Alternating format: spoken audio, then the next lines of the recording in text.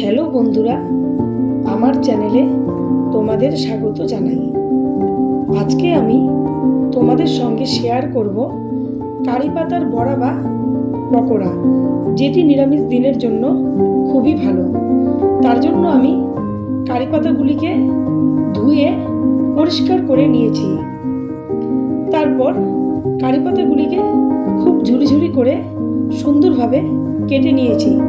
তার মধ্যে সামান্য পরিমাণ স্বাদমতো নুন, কিছুটা কাঁচা লঙ্কা কুচি ও সামান্য পরিমাণ হলুদ গুঁড়ো আমি এর মধ্যে যুক্ত করলাম। তারপর আমি পরিমাণ মতো চালের গুঁড়ো সেখানে যুক্ত করলাম।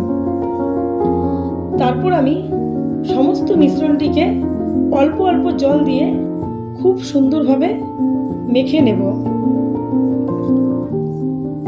বন্ধুরা, তোমরা দেখতেই পাচ্ছ আমি মিশ্রণটি খুব সুন্দরভাবে মেখে নিচ্ছি। মিশ্রণটি আমার মাখা হয়ে গিয়েছে। বড়াগুলি ভাজার জন্য আমি কড়াইতে আগে থেকেই কিছুটা তেল গরম বসিয়ে দিয়েছিলাম। তার মধ্যে সেখানে অল্প অল্প করে মিশ্রণ নিয়ে আমি বড়ার আকারে তেলের মধ্যে ছেড়ে দিয়েছি। বড়াগুলো খুব সুন্দরভাবে ভাজা হচ্ছে, তো আমি খুন্তির সাহায্যে বড়াগুলো উল্টে দিচ্ছি, যাতে দু পিঠ খুব সুন্দরভাবে ভাজা হয়ে যায়।